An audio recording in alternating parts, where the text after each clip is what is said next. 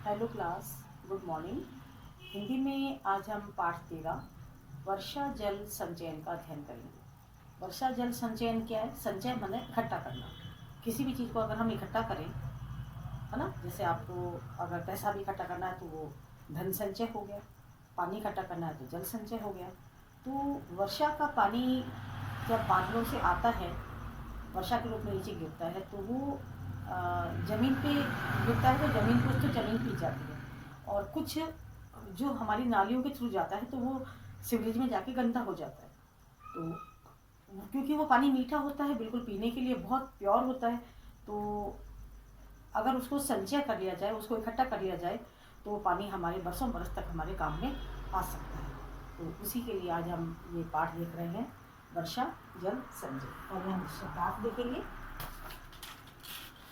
उपलब्ध मीन्स प्राप्त, प्रदूषित अस्वच्छ हो जाना, जल भी प्रदूषित होता है, हवा वायु ये सब प्रदूषित होती हैं, तो यानी कि उनमें गंदगी मिल जाना, अस्वच्छ हो जाना, गंदा हो जाना।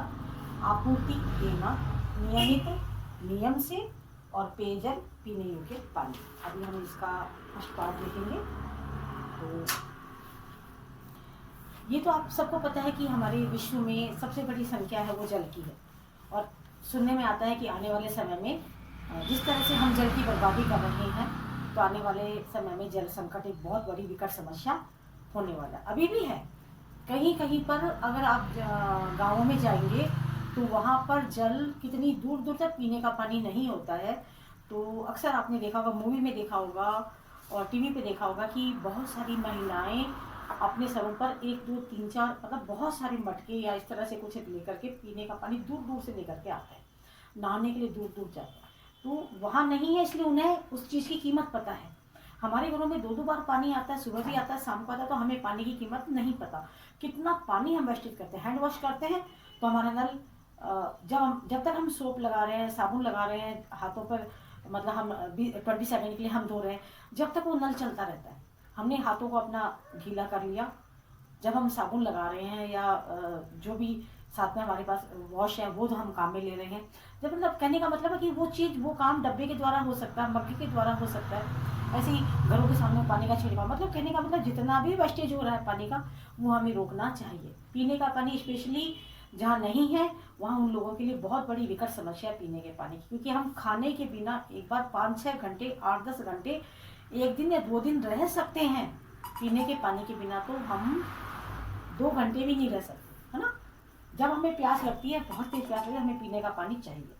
तो बहुत बड़ी जल एक विकट, पीने का जो पानी की समस्या है वो एक विकट समस्या है।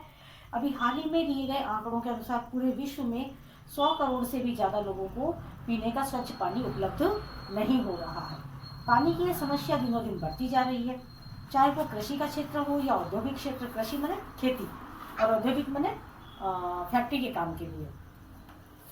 तो हमारे किसी न किसी काम के लिए, देश के सर्वांगीण विकास के लिए जल महत्वपूर्ण स्थान रखता है। विश्व में जनसंख्या बढ़ने के साथ साथ जल की खपत बढ़ती है। जब लोग बढ़ेंगे, जैसे अगर एक हमारे पास 1 बकेट बाल्टी है ना, और पीने वाली मान लो एक जना ही है, उसने अपने लिए एक बकेट बाल्टी सुबह भरी है, लेकिन एकदम से अगर 10 जने आ गए तो क्या वो 1 बकेट बाल्टी उसके चलेगी जो अकेला अपने लिए भरता है?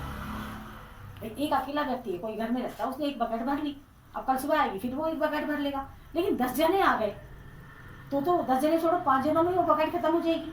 वही है, जितना पानी था, जैसे जैसे जनसंख्या बढ़ती चलेगी, लोगों की तादाद बढ़ती चलेगी, संख्या बढ़ती गई, तो पानी कम पड़ने लगा, और हम अपव्यय भी कर रहे हैं। ये मानना पड़ेगा हमें कहीं ना कहीं कि हम पानी का बहुत ज़्यादा वेस्टेज कर रहे हैं।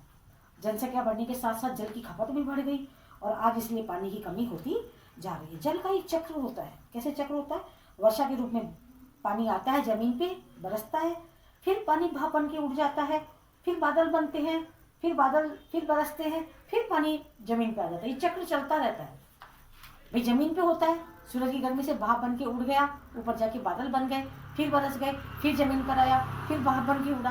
कंटिन्यूस वही वाले चक्र चलता रहता है। यही जल चक्र समस्त जीवन की क्रियाओं का आधार होता है। जल के बिना जीवन संभव नहीं है। समस्त प्राणी में सभी आते हैं। कौन कौन? मानव पशु पक्षी ये सब आते हैं मानव प्राणियों के अंदर। इन सबको, वनस्पति जगत को भी, मानव जगत में हम होते हैं, है ना, प्राणी जगत में हम होते हैं, और वनस्पति जगत मतलब पूरे पेड़ पौधे ये जितने भी हैं उनके लिए, है ना। इसलिए जल को जीवन कहा गया है। जितना भी लिविंग थिंग है वो पानी के बिना नहीं रह सकते। जितनी भी सजीव चीज़ें हैं वो पानी के बिना नहीं रह सकती, उनका जीवन ही नहीं होगा पानी के बिना। अनेक देश भूमिगत जल को अपनी आवश्यकता की पूर्ति करते हैं। इसमें भारत और चीन प्रमुख हैं। अनेक देश भूमिगत जल से, भूमि के अंदर जो पानी है उससे अपनी आवश्यकताओं की पूर्ति करते हैं, और इसमें भारत और चीन है। जो तालाब और कुएं सदियों से पानी की प्यास बुझा रहे हैं, या तो वे आज सूख गए हैं या फिर उनमें पानी बहुत नीचे चला गया है। नदियों का पानी भी विभिन्न कारणों से दूषित हो गया है, तो हम वो पीने के काम का नहीं रहा। प्रतिवर्ष वर्षा और हिम के रूप में जो हमें जल मिलता है वह भी नियमित और निश्चित मात्रा में उपलब्ध नहीं हो पाता।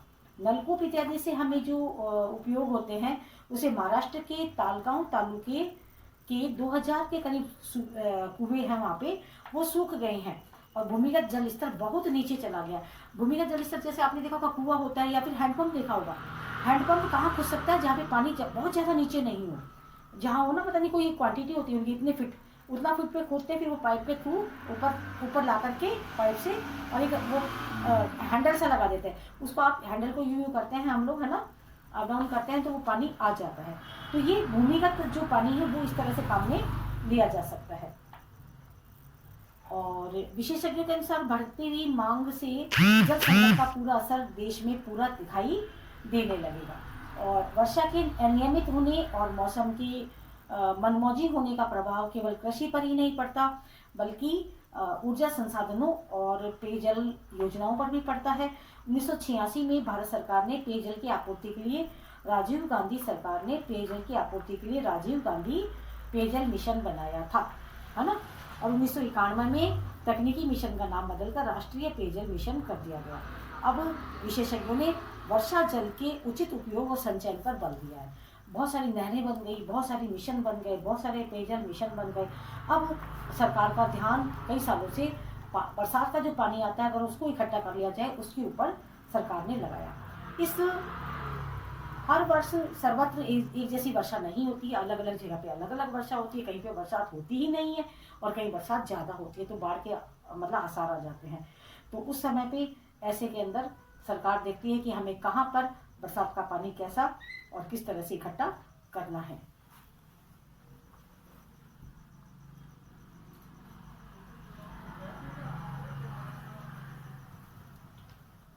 हर जगह एक जैसी बरसात नहीं होती।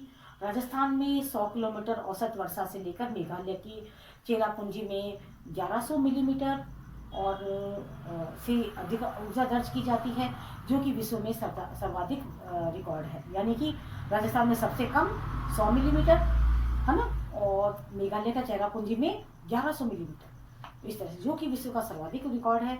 लेकिन हमारे देश में वर्षा का अधिकतर जल बहता है, इसलिए रेन वाटर हार्वेस्टिंग नाम से वर्षा जल संचयन योजना पर जोर दिया जा रहा है। हमारे यहाँ पर बरसात आती है, जैसे छतों पर पानी गिरा, जमीन पर पानी गिरा, जहाँ भी गिरा वो बह जाता है। तो इसलिए रेन वाटर हार्वेस्टिंग यानी कि वर्षा जल संचयन, है ना, रेन का जो वाटर आएगा, बरसात का पानी आएगा, उसको किसी एक प्रोजेक्ट होता है उसके थ्रू इकट्ठा करके और हम उसको काम में ले सकते हैं। बिल्कुल प्योर पानी होता है। इसी सिलसिले में 22 मई 2000 को नई दिल्ली में एक राष्ट्रव्यापी सेमिनार आयोजित किया गया। इसका उद्घाटन करते हुए तत्कालीन प्रधानमंत्री श्री अटल बिहारी वाजपेयी जी ने कहा, केंद्र और राज्य सरकारें इस जल समस्या से अकेले नहीं निपट सकती, बल्कि संपूर्ण देश में सरकारी, गैर सरकारी सभी संस्थाएं और पंचायती राज के सभी लोग, यहाँ तक कि देश का हर नागरिक, जब तक इस प्राकृतिक जल संपदा के संचयन का बीड़ा नहीं उठा लेता, तब तक वर्तमान और आने वाले भीषण जल संकट का कोई भी समाधान नहीं निकल पाएगा। कहने का मतलब है कि अकेली सरकार कुछ नहीं कर सकती, उसमें सभी लोगों को सहयोग देना होगा। सरकारी वर्षा जल संचयन एक साधारण और किफायती तरीका है। इसमें क्या करते हैं, छत और आंगन से गिरने वाला बरसाती पानी को पाइप के माध्यम से दिशा देकर जमीन के नीचे अथवा टंकियों में जमा किया जाता है। यह संग्रहित पानी लंबे समय तक सतह के नीचे पानी के भंडार को बढ़ाकर पानी की समस्या का समाधान करता है। अभी देखिए, जैसे ये पाइप आ रहा है, छत है, छत से पाइप आ रहा है, ये छत है, छत से पाइप ले लिया, पानी के थ्रू यहाँ आते हुए ये पूरा पानी यहाँ इकट्ठा हो जाएगा और स्टोर होकर के वो पानी लंबे समय तक सेफ रह सकता है। विद्यालयों में भी रेन वाटर हार्वेस्टिंग जैसे अनेक जो प्लांट हैं वो कार्यक्रम के से बच्चों को समझाया जाता है कि, और इससे क्या होता है कि जो हमारी छत के ऊपर जो पानी आ रहा है वो और हमारे आसपास का जो भी पानी होगा, अगर वो पाइप उसके थ्रू है तो पूरा पानी संचयन हो जाएगा। केंद्रीय भूमिगत जल प्राधिकरण के द्वारा किए गए सर्वेक्षण के अनुसार मानसून के समय किए गए जल संचयन से भूमि का जलस्तर काफी ऊपर आ जाता है। इससे सूखे कुओं व बोरिंग वाले कुओं का जलस्तर बढ़ जाता है। यही भूमि को नम बनाकर मिट्टी के कटाव को रोकता है। इसका एक लाभ और भी है, इससे बरसात के दिनों में नालियों के जाम होने और सड़कों पर पानी जमा होने की समस्या का समाधान भी मिल जाता है। रेन वाटर हार्वेस्टिंग कल्पना को सार्थक बनाने के लिए रूफ वॉशर्स और रेनगल्स की आवश्यकता है। आजकल विदेशों में भी रूफ वॉशर बाजारों में मिलते हैं, काम आ जाते हैं वो सब, जिसका काम है पहली बरसात के दूषित जल को एक विशेष टंकी में, जिसे सिस्टम कहा जाता है, इकट्ठा करना। पहली बरसात में आपको लोगों को मम्मी मना करती नहाने के लिए, क्यों? क्योंकि पहली बरसात में बहुत लंबे समय बाद आती है, तो ऊपर से धूल मिट्टी के कारण और बहुत ज़्यादा मतलब तरह तरह की जहरीली गैसें भी होती हैं, धूल मिट्टी का धुआं, कार्बन, ये सब होते हैं। तो इसलिए वो पानी, पहली बरसात का पानी हमारे लिए अच्छा नहीं होता। अगर हम उसमें नहाते भी हैं तो हमारे शरीर पर बहुत सारे जर्म्स वगैरह आ जाते हैं, इसलिए हमें उसको, इस पानी के लिए भी यहाँ पर भी उसको सीधा नहीं लेना है हमारे रेन वाटर हार्वेस्टिंग में, बल्कि इसको अलग से लेने के लिए ये सिस्टम लगाया जाता है। सिस्टम भर जाने के बाद उसका मुख और टोटी अपने आप बंद हो जाता है। फिर वर्षा का शुद्ध जल रैन बैरन में जमा हो जाता है, यानी पानी अत्यंत मृदु हो जाता है, जिसे वर्षा काल में इस पानी का यथासंभव प्रयोग कर सकते हैं। कर्नाटक में भी कम्मनहल्ली के सेना विहार में लगातार 5 दिनों तक जल की आपूर्ति न होने से वहां के निवासियों ने वर्षा के जल को इकट्ठा करके अपना काम चलाने का संकल्प किया है। उन लोगों ने सेना विहार में सभी फ्लैटों में 71 घरों में अपनी परियोजना को शामिल किया और वे लोग पूरी तरह से जल आपूर्ति पर निर्भर, अपनी खुद की आपूर्ति पर निर्भर हैं। कर्नाटक के इस प्रथम प्रयास के बाद दिल्ली, चंडीगढ़, राजस्थान, गुजरात, महाराष्ट्र, तमिलनाडु, इनमें भी वर्षा का जल संचयन का काम प्रारंभ हो गया है। देश के बाकी प्रांतों में भी इस क्षेत्र में पर्याप्त जल चेतना की आवश्यकता है। इस संबंध में लोग धीरे धीरे जागरूक हो रहे हैं। जल की प्रत्येक बूंद बहुमूल्य है बेटा, बहुमूल्य नहीं अमूल्य। बहुमूल्य की मतलब तो कीमत हो सकती है, अमूल्य मतलब जिसकी कोई कीमत नहीं है ना। जल की एक एक बूंद बेशकीमती है, अमूल्य है। इस प्राकृतिक संपदा को दूषित होने से बचाने के लिए और इसे अधिकाधिक बचाकर रखने के लिए यथासंभव हमें प्रयत्न करना होगा, ताकि आने वाले दिनों में जल संकट की हम समस्या से बच सके। सेव वाटर सेव लाइफ, है ना, बोलते हैं ना, पानी आपको बचाना है, बिल्कुल वेस्टेज नहीं करना है। ठीक है, इस बात को याद रखना, पानी बिल्कुल भी वेस्टेज नहीं करना है। Thank you.